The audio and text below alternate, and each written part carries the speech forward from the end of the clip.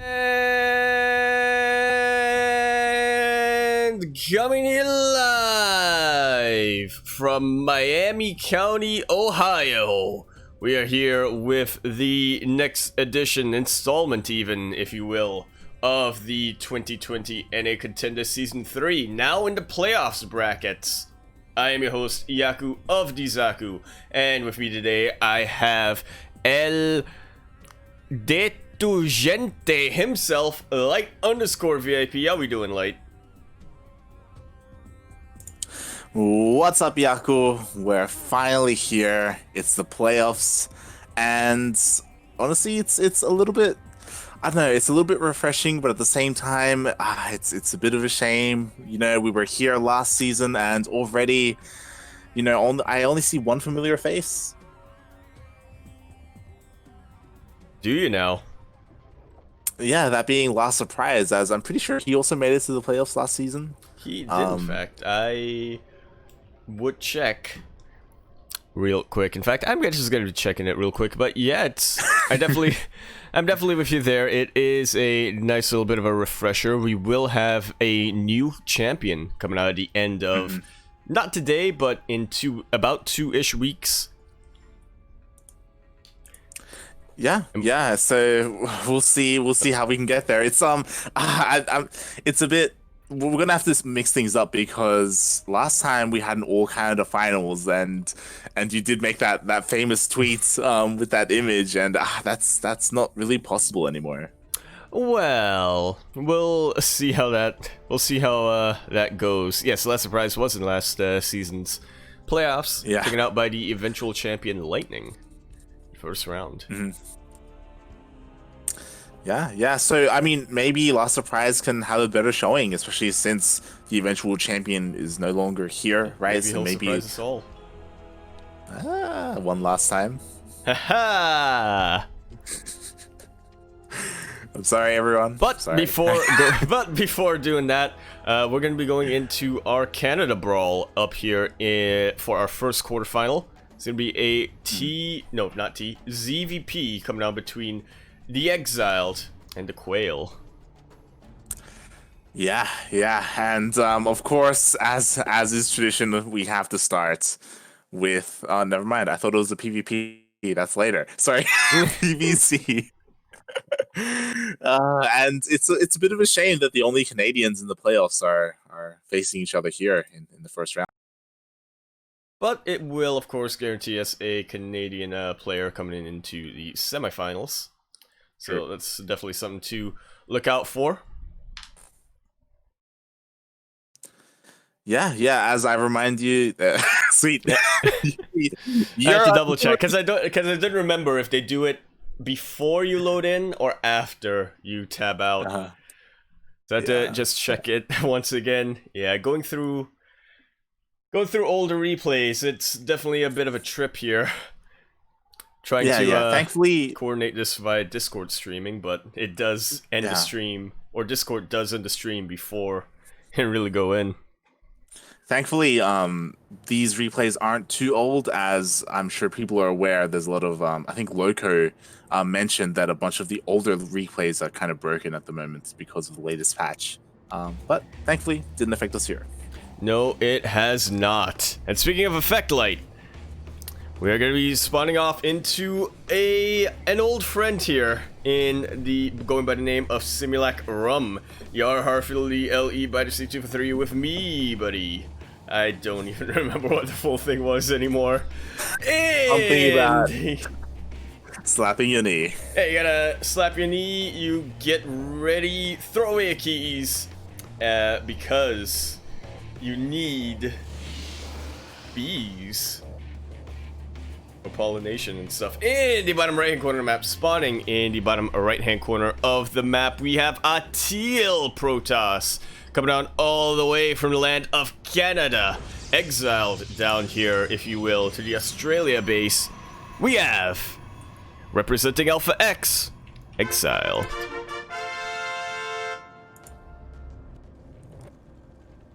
And spawning in the top left-hand corner of Simulacrum LE, we have the Canadian Zerg player representing all inspiration. It is Gotquail. It's nice to see a bit of a classic team versus a classic team. Of course, some of them did rebrand. Although I guess All Inspiration did. They got a new logo. It's a new logo. I think they got it like 3 years ago. New logo. It is a new logo. Yeah, sure. But yeah, something that was really cool to see, especially looking at the players that made it to the playoffs, is that All Inspiration is having a bit of a resurgence. Like they've been recruiting. They've got a lot of new players. Especially since for the longest time they didn't die out, but they had gone very quiet. They stopped competing in CTL. They stopped competing in VTL. They stopped competing in team leagues in general, and it felt like they were gonna like go away. But no, it looks like there's a little bit of a resurgence. Yeah, definitely. At least when it comes to the NA Contender League. I feel like they've never really gone away in this particular tournament, though. Like, I guess there's a bit of a resurgence overall, but it all starts where they were most consistent. Yeah, in the NA region, of course, right? And I'm sure part of it is because that this tournament continues to go on. You know, Sugar, it's really cool that he runs this for the NA scene. He's kind of taken that role in the absence of Fear Dragon. Speaking of which, though, Fear Dragon, I don't know if you noticed, but he announced recently that he's bringing back NA ladder heroes. So that's pretty cool to see as well. Yeah, definitely is. So you're laddering heroes, like, we had a game on our hands. Yeah, and it's a little bit refreshing to see Simulacrum again. Of course, these matches were played last week, just before the patch. So, yeah, it is in a bit of an older map pool. Maybe we'll get to see some of our older favorites as well. Like this one, I'm okay with it. I keep anticipating things like battery overcharge or very quick mind drop and stuff like that, but I have to remind myself, nope.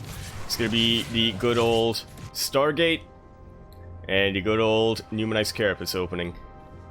Yeah, it's I mean the meta is still pretty much the same, but of course there are those key differences, right? Like in this older patch it was a lot more difficult for Protosses to hold aggression because of that lack of shield battery overcharge. It's so interesting, right? How the game changes so much over the course of a week. Yeah, it really can. It starts off kind of slow, you know. I guess you gotta temper your expectations a little bit. Or at least I did. I was expecting a complete shift once Tuesday came around, but yeah, that's not exactly feasible. Yeah, and it's pretty exciting. Like, you know, that Blizzard are still like implementing patches and things of that nature. I'm sure a lot of people were assuming that wasn't going to be happening, so as soon as it was announced, I'm sure everyone was like, oh, like this is great. Like the patch maybe they have some issues with the patch itself, but you know, the fact that we're getting a patch, or that we got one, is, you know, it's a good sign. I'm actually really curious as to what eXiled is going for here. You Yeah, see him go pretty aggressive with his depths right off the gate, and then goes into a double Stargate opening. We're getting a bunch of oracles behind us. It's not something I'm really used to here. Yeah. So a more common transition from double Stargate. Of course, double Stargate in and of itself is kind of an odd build, but when you go for it, it's typically for mass phoenixes. But instead, it looks like he's continuing to produce oracles. Yeah, taking us back to those days of SOS going around with disco balls. I'm guessing it's just going to be that triple oracle play that you do see every now and then in a ZVP before a transition is into phoenixes, as we do see here coming down from eXiled. All right. Okay, here we go. Okay, so things are starting to make a little bit more sense. I was a little bit worried that he was just going to literally go mass oracle, and I was like, whoa. All right. Yeah, you'd have to actually be a madman to go for mass utility unit. Yeah, definitely. And actually, I saw this earlier today in the Latin American qualifiers. I believe Paco Mike did this to great success against Cham. It was amazing to see, and yeah, we could see it happen again. I'm not too sure if that overseer did it see both Stargates. I mean, you can. It's kind of a tell actually, when you see. I did see a single Stargate, but when you see this many Phoenixes out at this stage of the game, behind a double Oracle, well, I guess it's a triple Oracle, but as far as Gotquail knows, it's double Oracle. It's kind of a tell. Yeah. So we'll see if he can deduce double Stargate from the amount of Phoenixes he saw, or if he assumes it's a single one. We'll see if he's able to make those connections. And he's actually throwing down an infestation pit. Are we gonna see him go Swarm Host? It's definitely a possibility here. Phoenixes, what are they going to do against Niduses? The answer is not a whole lot. But I have a feeling that's actually going to be a quick hive. There we go. There we go. Going into the greater spire behind that. Okay. Yeah, interesting. Oh, it's a single spire. Yeah. No, this typically does signify that he wants to go greater spire eventually. I don't know how well that'll do for him, but yeah, it is. He will be starting Corruptors eventually, which will help a lot against these Phoenixes. Yeah, they definitely fare pretty well. Do you think he's actually going to go into Infestors and start researching Microbial Shroud as it is a previous patch? He's getting a lot of Hydra Light, I can tell you that. Look, I understand that this isn't like exactly GM levels play, so the likelihood of that happening is maybe a little bit higher, question mark, but no, that's you're a madman, Yaku. I don't know, I'm just saying, like, that's a lot of Hydras being thrown out right now. Yeah, no, you're not wrong. Maybe he is going for Infestors for Fungal. I mean, that would be a nice complement for, like, it would complement nicely with the Hydras. But so far, Quail has been pretty passive. He's just been focusing on defense, immediately going into that Greater Spire. I should start seeing those air units coming out pretty soon, and I'm a little bit scratching my head here, Light, as to what eXiled's going for. He seems to be just getting a little bit of everything off the back of 3 bases. Yeah, so I don't know how I feel about this. So typically, when you go for this double Stargate opener, eventually you've got that double Stargate, and then in this game, eXiled, he invested into Robo Bay when typically you would invest into a Fleet Beacon. So then you can use that double Stargate to go into Carriers or Tempest, or pick your poison, right? But instead, he only got Phoenixes to gain map control, and then is going into a ground-based army, which is definitely a little bit peculiar, but we'll see if it works out. Yeah, we'll see indeed. It does seem like eXiled is starting to prepare for a bit of a push-out coming in here. We'll be getting the 4th base, so should be looking to secure that behind it. Yeah, and I'm also not too sure about his choice of AoE. Like, regardless, AoE works well against this, whether it's Disruptors, Colossus, or High Templar, but against Ling Bane Hydra, I feel like Storms are kind of what you want, right? Yeah, most likely. At the very least, Colossus, right? With some Thermal Ants out. Something that really does well against light units. But eXiled is starting to switch up his AoE a little bit right now. He is still going to commit to this move out. Will be trying to get in there. Look at... okay, it's not there anymore. I was going to say, look at Gotquail's spread, though, on his units. Yeah. I mean, again, like, Disruptors are good nonetheless. I feel like they're what you want against Lurkers, mainly, of all things. So maybe he's anticipating that. I just feel like it can be really difficult to get good connections against Ling Bane, because Ling Bane is just like running at your face, right? And it's like, oh god, and yeah, that's what I want. Difficult. That's what I want when I'm going for a massive Zealot army. True. Yeah, another one of those units you don't typically see a lot of in a PvZ. You do still need these Zealots regardless, right? But they're going to be your main bread and butter of the Protoss army. At least not against Ling Bane. Yeah. So we'll see how this goes. I mean, he's sticking with eXiled is sticking with this army composition, and oh god, Quail is looking to surround. I imagine, aiming He's to going hit for a from bit of both north. multi-prong. Nope, going for that surround. He's just posturing. He's waiting. And eXiled is kind of trapped here. There's no real way for him to go except for back. He will finish up his Archons, but I highly doubt that this is going to be enough damage from our Teal Protoss players. Disruptors are so exposed right now, and they are surprisingly not going down. Yeah, they actually got really good connections before they got taken out, and it looks like he's gonna lose this fourth base though. Everything here is gonna go down. 13 workers go down, but he may be able to hold on top of the ramp. But at the same time, look at all those broodlords. Yeah, what is there here that can really contest them? A couple of phoenixes. That's not gonna be enough. Not with that amount of hydras on the ground. Literally two. A couple. Oh boy. Meanwhile, Gotquail is just streaming in more and more units. His fourth base goes up, fourth base goes down. GG is called, and Gotquail takes game number 1. Wow, and to be fair, something that I didn't get to see, and something that is very important. It doesn't matter which race you play. For eXiled is the kind of scouting that he was doing, and something that he was lacking were sentries. So because of that, you do lack hallucination scouts, which is vitally important for Protoss. To be fair, since he did go for double Oracle, like that's what you're using for scouting, but I'm not too sure if he knew what exactly he was up against, especially because the army composition that he was going for, it felt like it was for something else. Like Chargelots usually gets against Roach Ravager.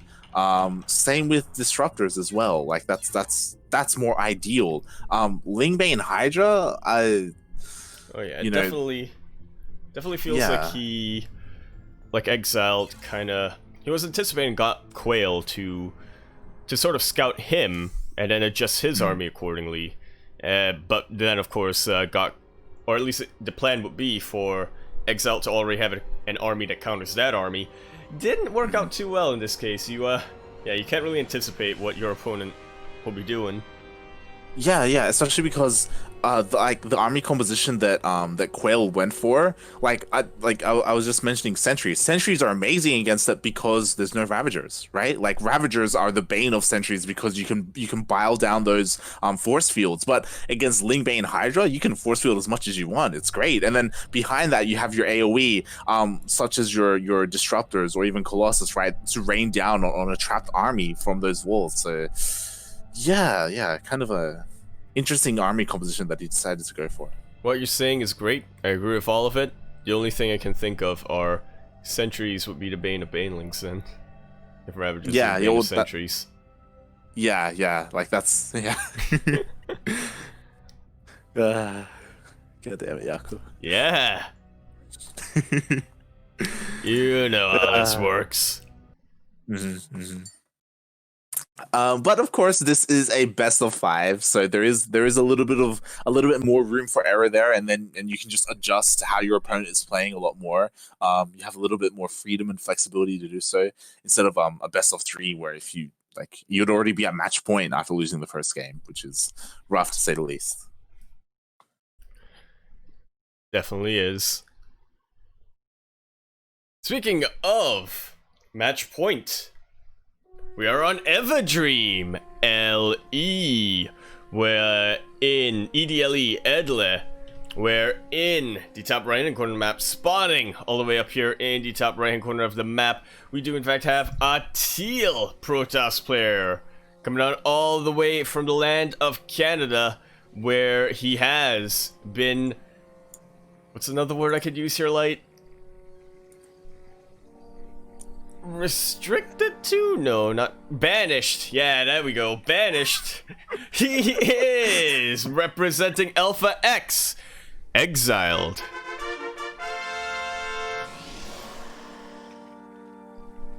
And spawning in the bottom left-hand corner of Everdream LE, it is the Canadian Zerg player representing All Inspiration, as I do spot one of his teammates. I believe Nano is on All Inspiration. I do Do you remember that name from back in the day? I believe I believe we may have played each other in a team league at one point.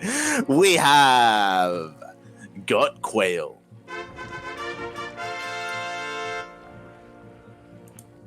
I wonder if there's a story behind that name. Right? It's so odd. Like, it's not just Like- quail. It's Gotquail. And yeah, like did he want quail growing up, and now he has it? Now he's got it. Now he's an adult. You can't tell Or me does he- what to do, Mom. Or does he not have it? But that's why he named it, so he could finally So he get could it. Like that is. So people would actually think that he does have quails, and Yeah. think he's really cool. Have you had quail before? Yaku? I'm trying to think. I had quail eggs. I've I don't seen think I've quail actually eaten a eggs. quail. Yeah, I've seen quail eggs like in my fridge. In your fridge, did you buy? Did you Well, get like, them? Are they meant to I be recall- there? Growing up, I recall my parents once buying them, but I don't think I ever tried them. I think it was very off-putting because of how small they were. It was just very Yeah, I odd. was gonna say they're like normal eggs but tiny. Yeah, they're quite small. Which makes it ideal for a quick protein thingy. Is it? Is it ideal? I don't. Well, I mean, what is the makeup? Look, Nana, Of a if quail you're egg. in the chat, we need some answers. Is what we're really saying. We need to know what is up with this name. What does it mean? And oh, we have eXiled switching things up. Yeah, going for that Twilight Council opening right off the bat. Now, I always hate to call these things early light, but we're on Everdream. It's known for this. I have a feeling we're going to be seeing Glaives very soon. Yeah, it's definitely a possibility. Everdream, especially, it is one of. A week ago, it was the shortest rush distance. I think nowadays Submarine is shorter than Everdream. It's hard. Or they're like the same. They're both short, regardless. But yeah, if you're gonna do it, like this is the map to do it on. Yeah, it is. Surprisingly, I haven't seen a lot of Glaive the depth timings on Submarine. And speaking of which, these the depths are getting surrounded, and they will be taken right out of commission. Gotquail not losing too much behind that. Yeah, and Only he two. throws down. Oh, Robo, okay. and there's a Dark Shrine. Yeah, A little bit of a- so Yeah, I was just gonna say a little bit of a later Dark Shrine timing here. You normally see it immediately after the Twilight Council gets thrown down, but in this case, I guess Gotquail want to move out with the two Adepts, see what he could get away with first. yeah, and there are different variants of these adept openers, right? You can get a large wave of adepts, you go and harass, and then you follow up with DTs, and oh my god, he was All trying already to deny the scouted. scout. Yeah, that's rough. That is rough, buddy. So yeah, Gotquail, he does get in with the scout. He knows everything that he needs to know. He should be throwing down spores. If he isn't Chappy, he will be throwing down spores. If he isn't Patience, he can get some Oh, God. detection out. He is going for the spores, but that is a lair. Yeah, that is. I mean, the lair is almost done, so he should get an overseer as well, like just to cover his bases. And yeah, we'll see what this can get done. I imagine the DTs, like there's going to be detection, so he's just going to turn the DTs into Archons, and then he can get some damage that way. And we'll see how much damage he can get done, since Archons, even if they do get spotted, like they're pretty good. They're pretty tanky. Yeah. You're gonna take quite a bit of punishment as they dish it out. But Gotquail is already preparing for both a DT and an Archon sort of army. He's getting a lot of roaches behind this, trying to get some surrounds. Queen already goes down, but these DTs, two of them anyway, won't be turned into an Archon. Yeah. So it was nicely done. Like he was able to pick off a queen. He did lose two DTs in the process, though. And all these roaches, they aren't gonna let him morph into an Archon. But there's a second War Prism.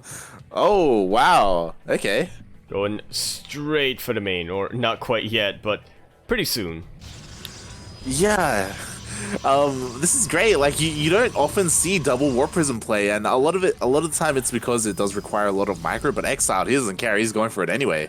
It does also, yeah, a lot of micro, a lot of supply, a whole lot of everything that just makes it not quite worth it. Well, it makes it difficult. You can pull it.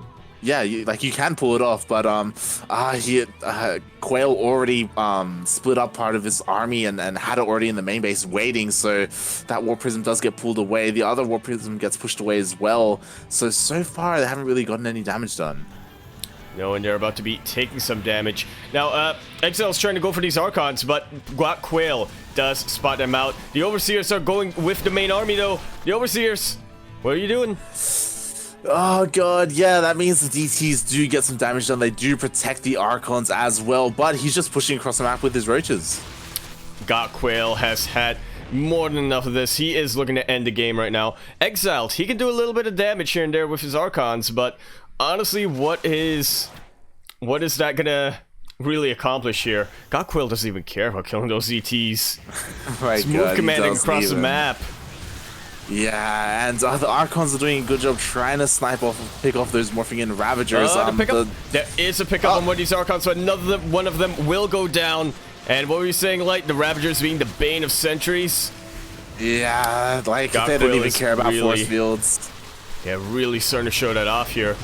Now, there isn't any anti-air here for Gotquail, so I can imagine that in a world where eXiled has the Warp Prism Micro just perfect, it might be a little bit of hope, but that's a lot of reinforcements starting to be streamed on in. Gotquail not going to be risking too much here, knows what he's up against, and just tries to take a better position here. Yeah, and we do see the Roach Ravager pushing in. Like, there is some nice War Prism Micro, but it doesn't look like it's going to be enough. The shield battery is out of energy, and Morlings are flooding across the map. I think Quail is just about to push on through, and... GG. Gotquail trying to sweep his group. And he would have if he was if this is a best of 3. Would have if he was in a group. Yes, indeed. Well, I mean, it can still be a group if there's only 2 people. Come on, like. True. Have you not been listening to the infographs? But yeah, Quail, he's looking really strong right now. Yeah. Oh. Again, though, like, you know, it's a shame, but Canada will regardless of who wins, Canada wins. Exactly. Well, I mean, yeah, that's the optimist way of looking at it. Canada also loses as well, like when you think about it, but it's equivalent exchange, really. It is, and eXiled, I'm feeling a little bit concerned for him. He needs something else up his sleeve. Like, he's gone for a Stargate opener, he's gone for a Twilight Council opener, and none of them have quite worked against Quail. Yeah, I'm starting to... I'm just trying to visualize for myself, you know, what could work out here, because it seems like both players want to be playing reactive, but Quail so far has been the one to really get the better end of that. Whereas eXiled, I mean, we've seen how it went so far. Yeah. I feel like he might. Yeah, I feel like maybe if he goes for something really decisive, might work out. And speaking of being decisive here, Light, we are back on Ma Belladonna. No, wait, on Nightshade. L-E. I consider this to be My Belladonna. We're in the top left-hand corner of the map, spawning in the top left-hand corner of the map. We have a teal Protoss coming down all the way, banished to the land of Canada. Now trying to break through that and return to the finals. I don't know why I said return to the finals. He is representing Alpha X. We have eXiled. Not on Team eXiled 5, surprisingly. And spawning in the bottom right-hand corner of Nightshade LE, we have the Canadian Zerg player representing all inspiration. It is Gotquail.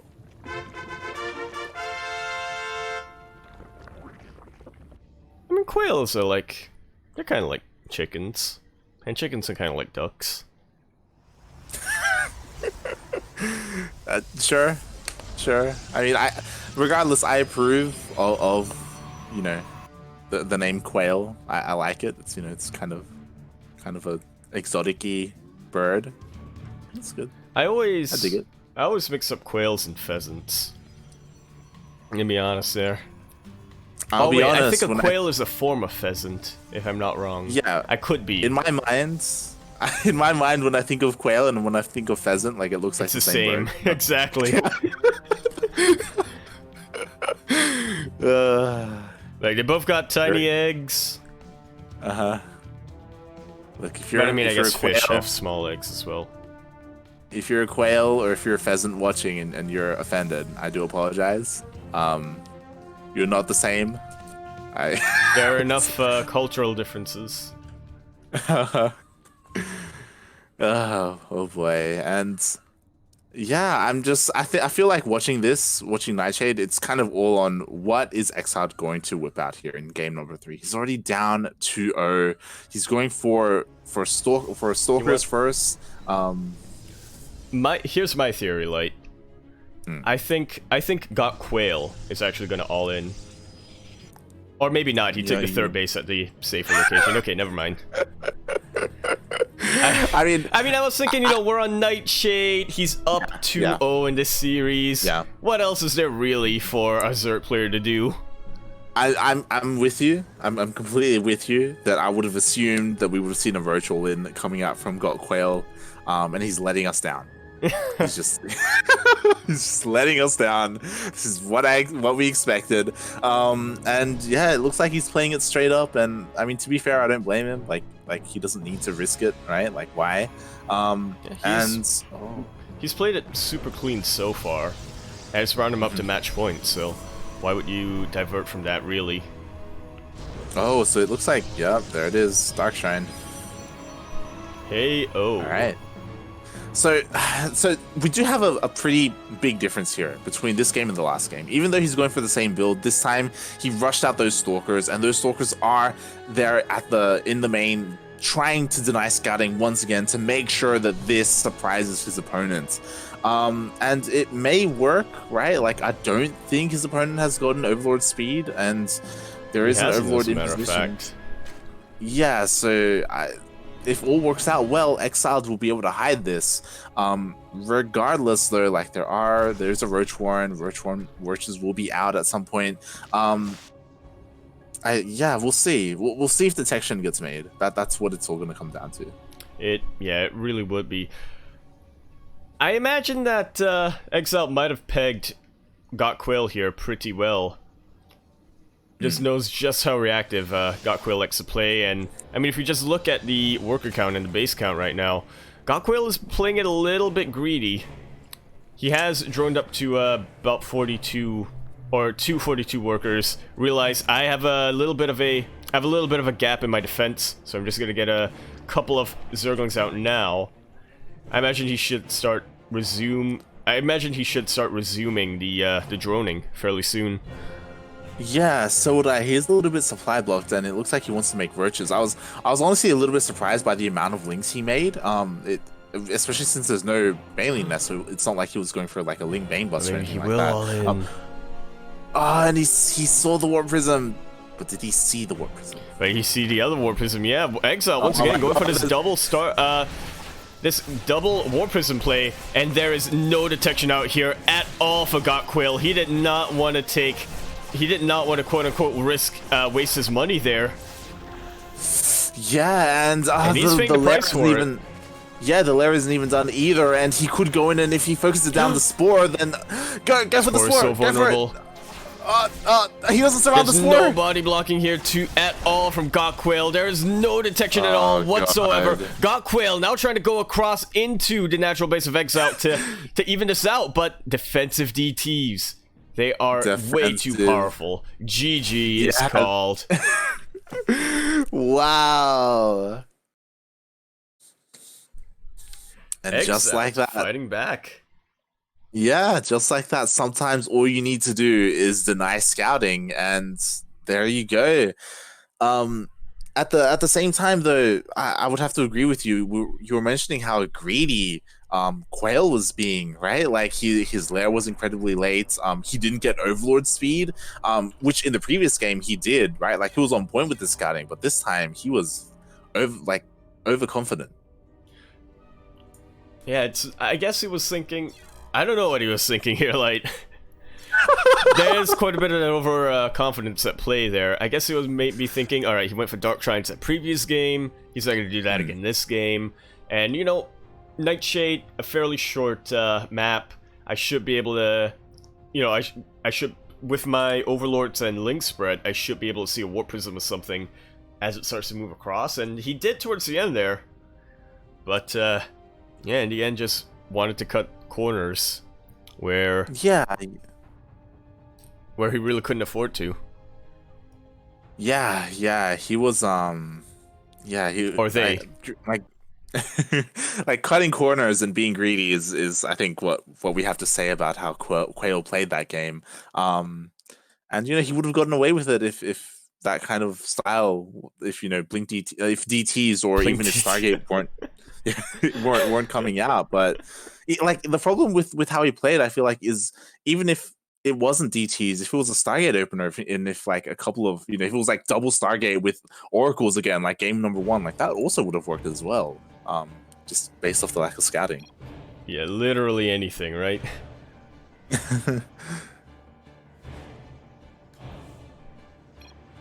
I'll go into that point later on, because in the meanwhile, we are now on Eternal Empire Ile, which is still in the current map pool, proving its eternalness. So, thank you. I want to say Super Newman? Question mark?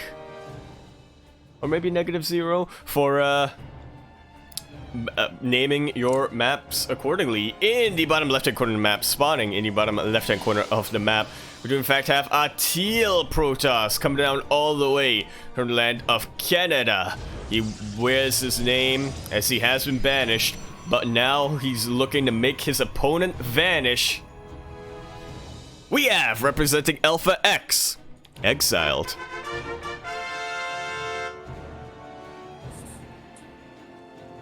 And spawning in the top right-hand corner of Eternal Empire LE, we have the Canadian Zerg player representing All Inspiration. It is Gotquail.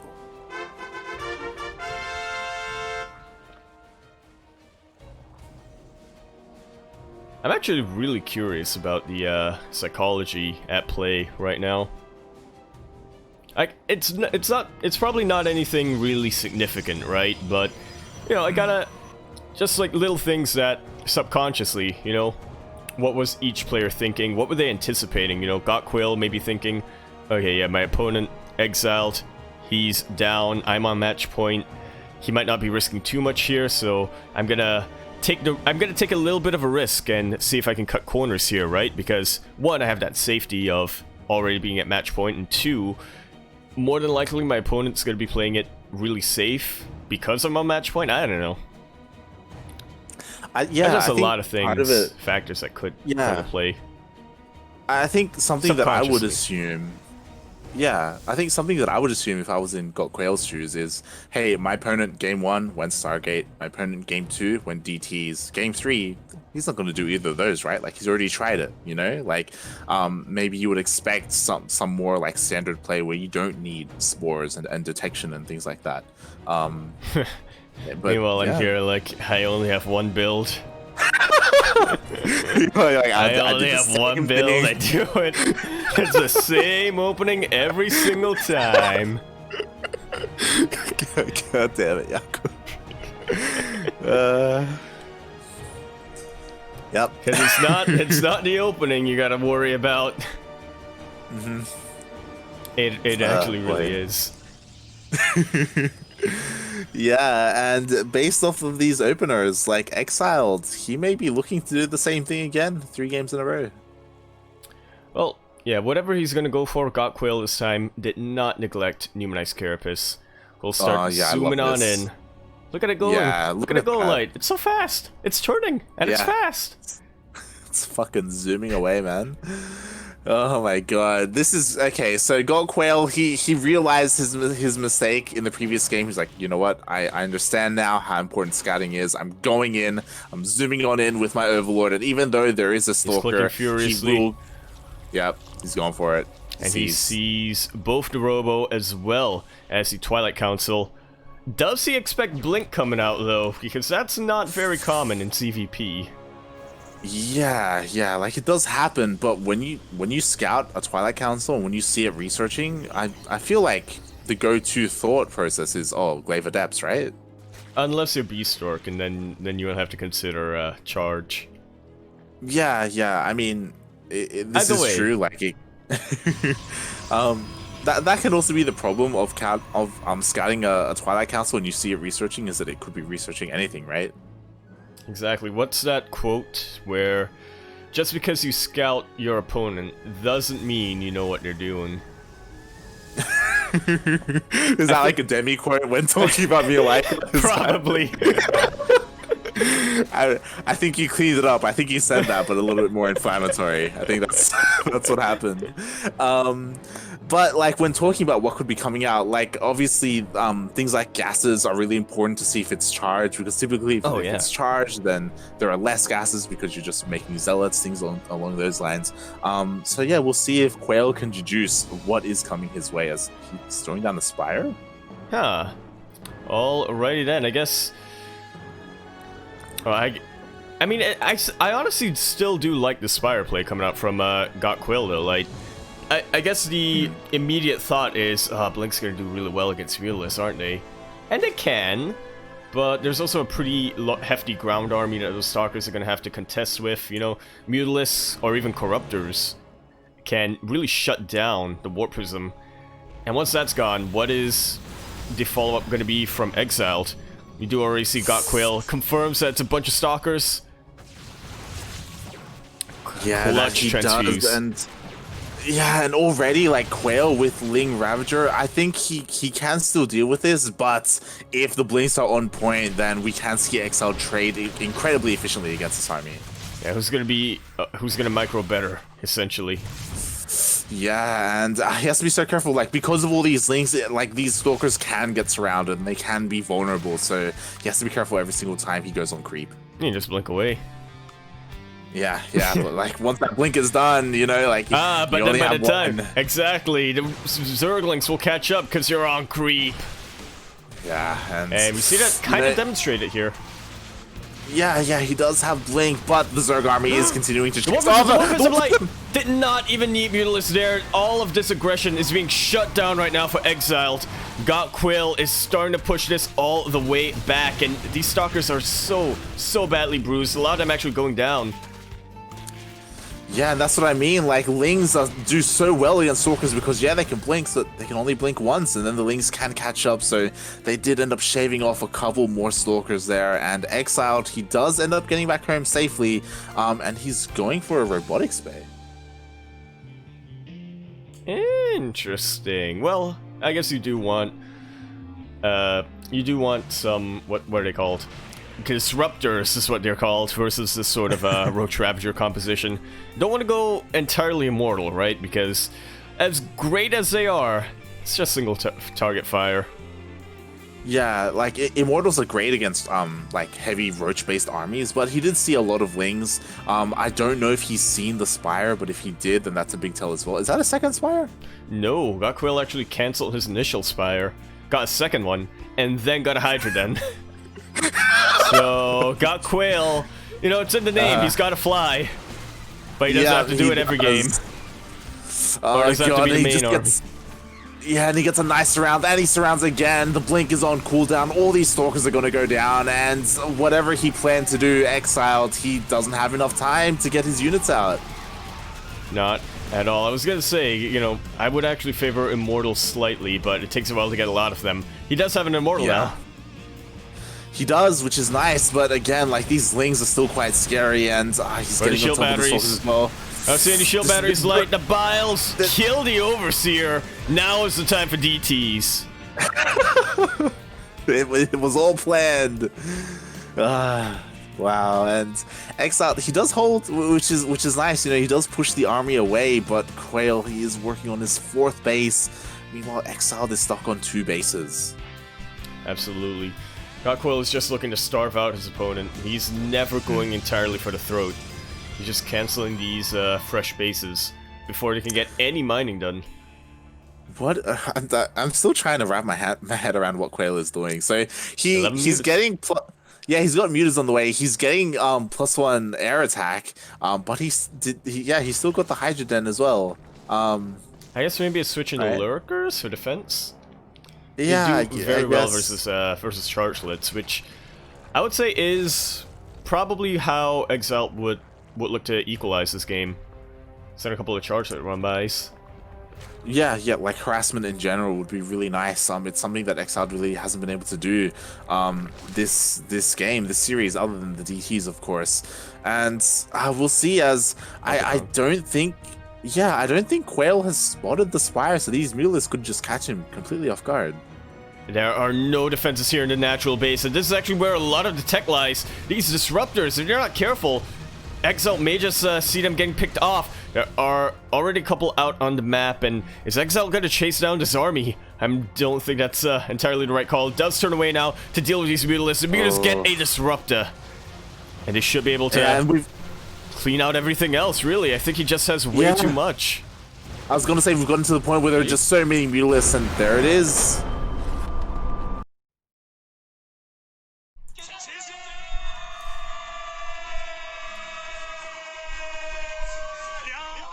And at the end of the Canada Brawl, we do now see Gotquail is going to be advancing to the semifinals to face off his Protoss American opponent, which will be determined soon.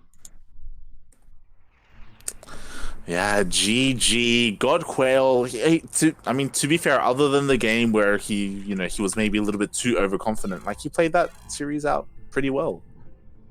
Yeah, that was just really clean. Yeah, it was. It definitely was. I feel like there was a bit of worry towards, especially at the start of the series, right? Where it seemed like eXiled kind of got into his head a little bit. Seemed like he knew... It seemed like eXiled really knew what he was doing when it came to hiding his tech. Just sort of switching out his... or swapping his tech to just try to bamboozle his opponent there. But Gotquail didn't fall for it, because he wanted to play reactive. That's something that we do know, but only in the early game. When we got to by the time we got to the mid game, I feel like Gotquail, his strategies were just very... What's the word I'm thinking of here? Like, good for many situations. Versatile, I guess? Yeah, you know, kind of, I guess they were kind of all round, like, strong compositions. And yeah, he was able to deal with whatever eXiled threw at him. I do think that eXiled perhaps it also kind of felt like a clash of styles. It felt like eXiled liked a certain way of playing, despite what his opponent was doing. You know, very often he went disruptors, for example, where maybe something like Colossus or something like High Templar would have worked better just because of what his opponent was going for, right? Things along those lines, where it feels like a stylistic choice almost to go for disruptors. That it does. That it definitely does. Yeah. I was gonna go on to the next series, but if you want to... Oh, well, okay. No, I mean, real quick, I just looked over to the alert list. So earlier today, I think that was during the Latin America qualifiers, we got followed by Mightiest Chicken, Now we're followed by Sentient Bird. I feel like Gotquail might have something to do with that there. he's got his flock he's got his flock coming. Got Mightiest Chicken, Sentient Bird. I love it. It's great.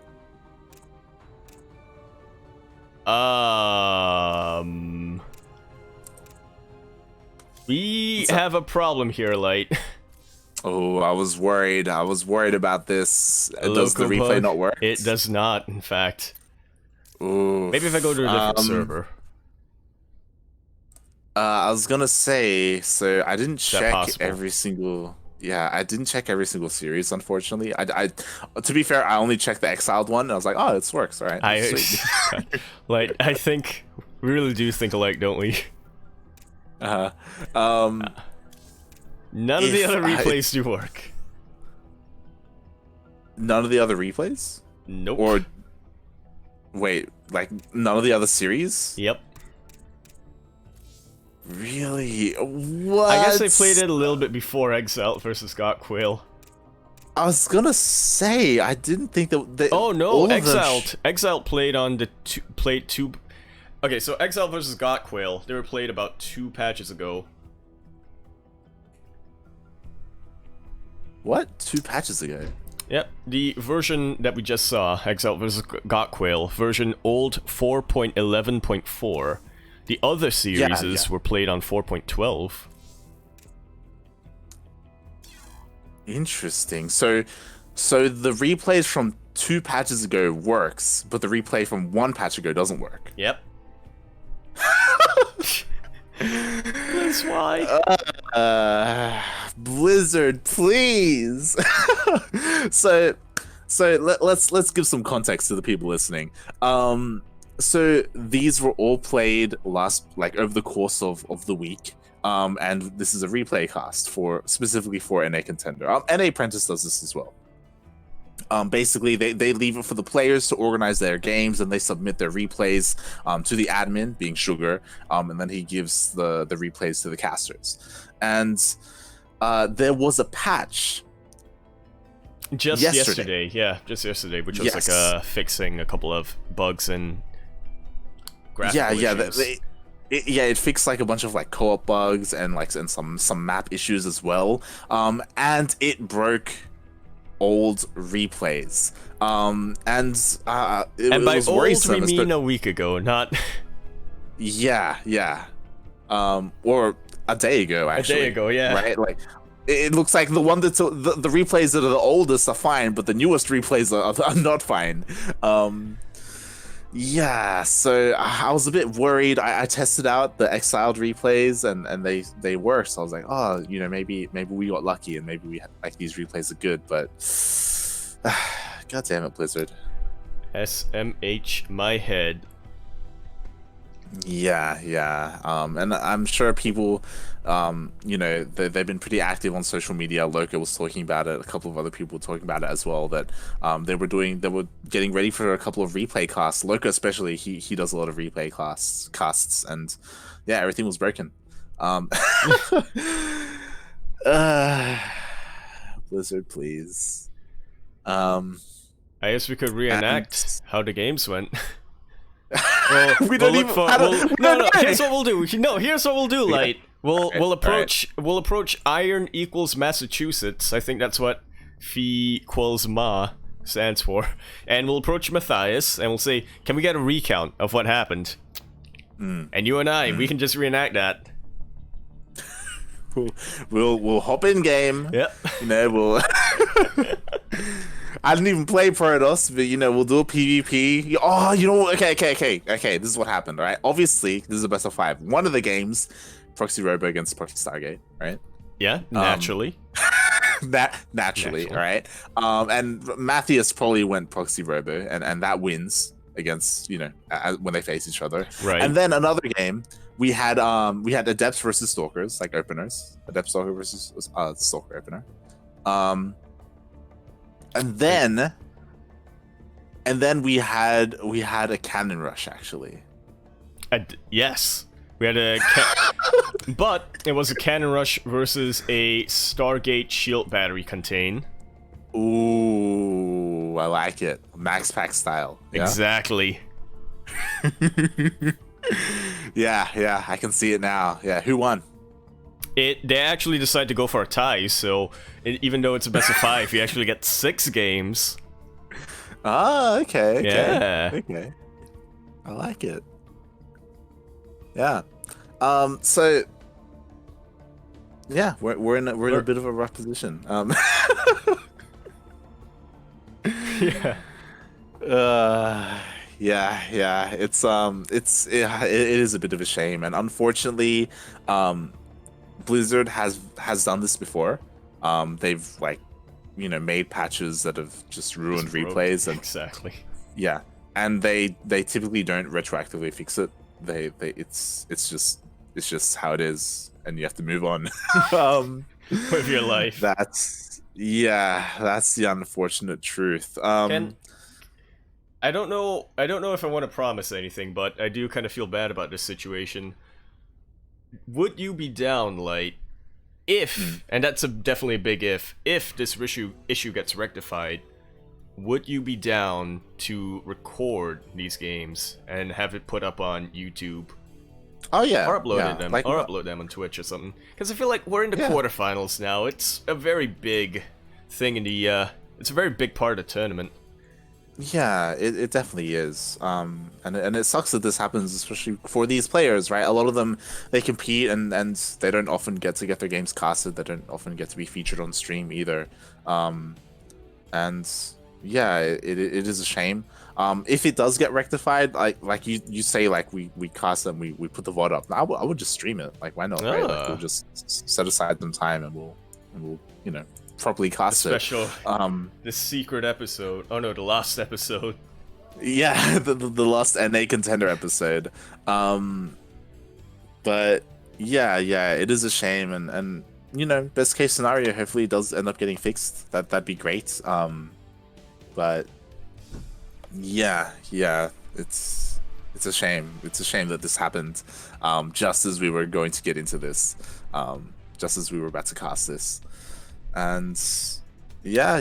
I mean, unfortunately, we also don't know the scores of the other matches. Oh right, because yeah, you did tell Sugar that you could input the scores as you find them. Yeah, that is accurate, well, and Sugar didn't want to like put spoilers out on Wikipedia, so I'm pretty sure he does know the scores. He does know who won. Actually, I could find out. Do you want me to find out? Sure. I'll stall for time a little bit here. All right. Let's see if I can do this. So if you are enjoying the NA Contender 2020 Season 3, I would like to just ask everyone to !Matcherino in the chat here to go to the NA Contender Matcherino page, where with the coupon code 2020 Contender 3, you can contribute 50 cents out of no cost to your own, and it'll all go into the, I believe, the prize pool, but I think it also helps with running the next season of NA Contender, as well as NA Apprentice and whatnot. So it's all gonna be in there. I'd appreciate it, Light would appreciate it, Sugar would appreciate it, and you know what? The entire NA StarCraft 2 scene would appreciate it. So just just go ahead and put it down. Put it down. I should probably check if the coupon codes have been used up, though. But yes, even still, if you do decide that you'd like to contribute out of your pocket, you can do so. It's very flexible there. It can be of no cost of your own, or it can be of cost of your own. It's pretty flexible. Yeah. NA Contender is a tournament series that Sugar has been running. If you are unfamiliar with who Sugar is, he used to be on Storm Gaming. He was a team manager, and he used to work a lot with them. Of course, since Storm Gaming did end up downsizing Sugar, he went off on his own. He's doing his own thing, and part of that is NA Contender as well as NA Apprentice. I'm sure a lot of people have heard of NA Apprentice. It's basically just like NA Contender, except it's open to GMs. Meanwhile, NA Contender is MMR restricted to players lower than, I believe it's 5.2k MMR. Yep, that's correct. Yeah. So that is around Masters 1 level, which is what all these players are around. And yeah, it's great. Like, it's a great initiative that he's doing this, and he's really like invested in the scene, like in the NA scene specifically.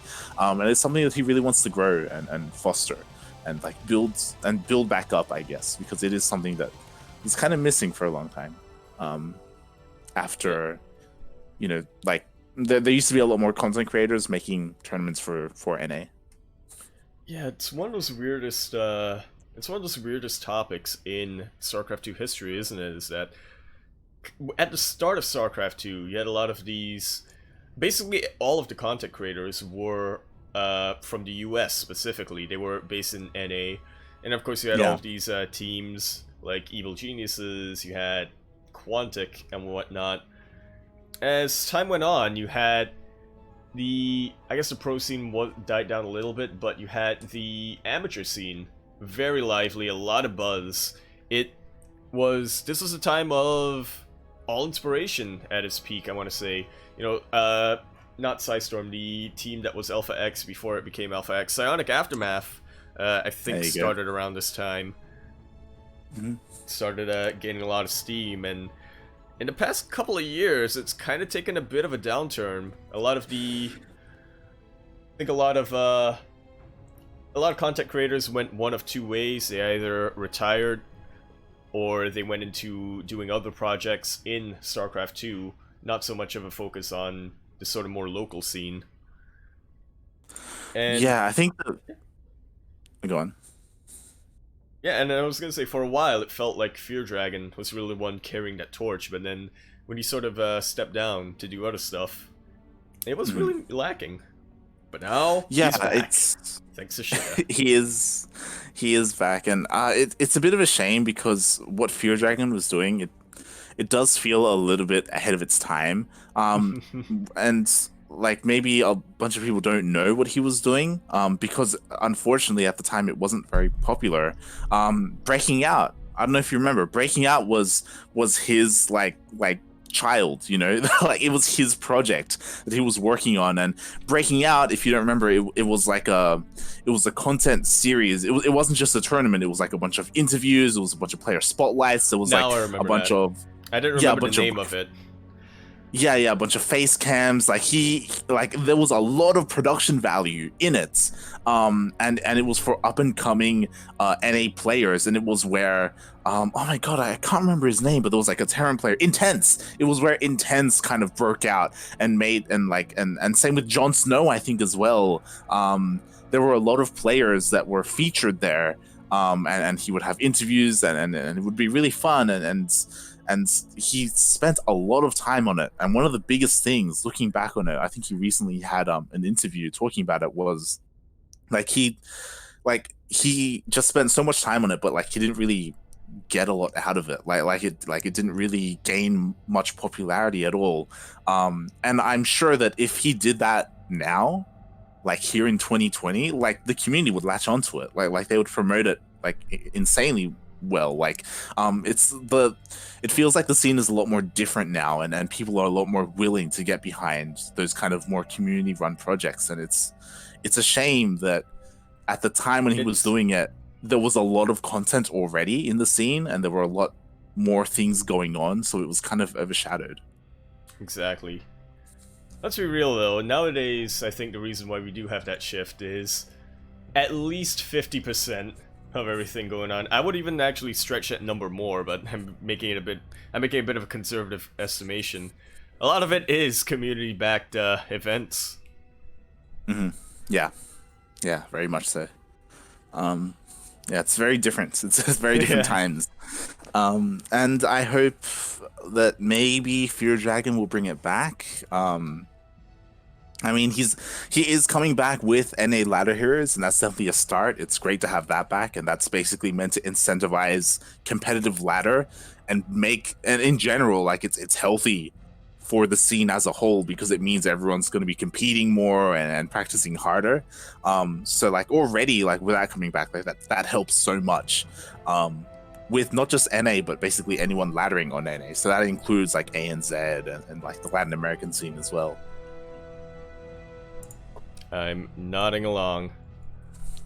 Yeah, and in regards to the scores, unfortunately I do not.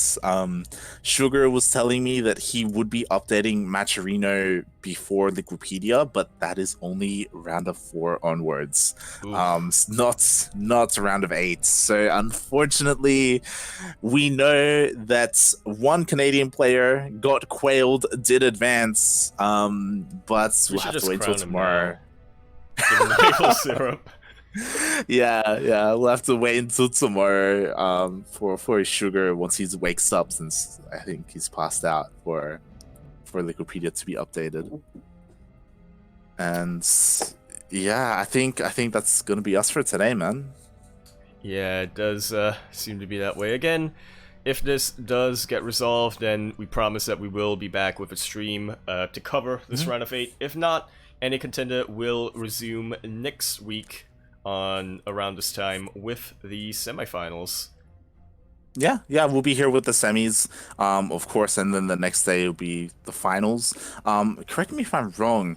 Last season, did we do semis and finals on the same day? I believe, I think we did, but I think it's also because we had something going on that week. I'm not sure. Yeah, I think if I remember, I think Sugar said that like he wasn't gonna just like postpone one match for a whole week, so he just wanted to play everything out. I could be wrong. That might have been what it was as well. Yeah, because I remember we did the semifinals, and then we cut to a break. Then I got the maple syrup out. That's why I had time to do this selfie. Yep, that sounds about right. Yeah, and you know what? Before we go, I am going to quickly look for that tweet. Because it's great, and I'm sure there are people here that weren't with us here for season 2, for last season of NA Contender, and I love that photo so much. Yeah, it really is great, isn't it? Okay, I found it. It's beautiful. It's in Twitch chat. Sick. But before that, we will be back tomorrow at 7 a.m. KST with the NA DreamHack qualifiers, the second round. That will be you and Yodaslim, I believe, will be casting that. Yes. And I'm looking forward to it.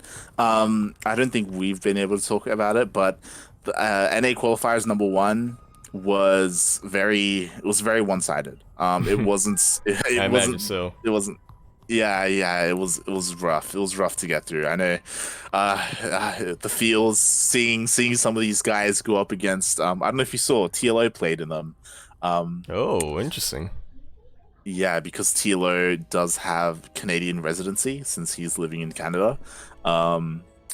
So yeah, we saw TLO go ham on some NA players, and it was it was rough to see, especially if you were invested in some of these NA players.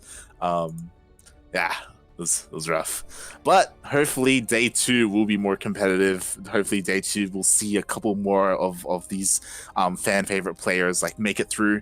And yeah, I'm definitely looking forward to it.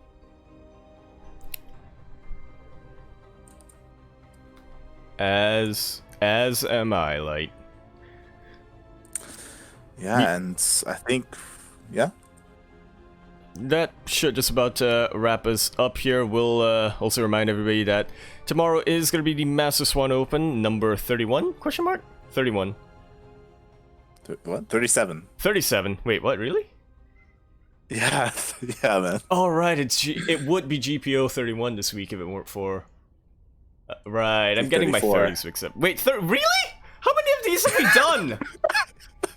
What? God damn it. Anyway, Master Swan open to every any player throughout the world, so long as you do fall behind that 4.9k MMR range. we won't be having an event this weekend, but we will be supporting the ESL ANZ champs as moral support mostly. But yeah, I mean, we'll be watching. Maybe we'll have like a viewer party or something. Like, yeah. Oh, we could. We could. But that should just about wrap us up. So, I think we've covered just about everything there. Where can we find you, Light? Yeah. Yeah, you know what? Doesn't matter where you can find me. You can find NA Apprentice at NA Apprentice. Sorry, Apprentice NA on Twitter. You can follow them. That is, of course, Sugar and his love child. He runs NA Apprentice. He runs NA Contender, and yes, support the NA scene. Nodding. And with that, follow CranKy Ducklings. We'll be live next week. We'll be live tomorrow. We'll be live multiple times tomorrow, and I think we're done for today. Yeah. See you guys, and sorry about the situation once again. Yeah, we are so sorry. Thanks everyone for watching. Bye.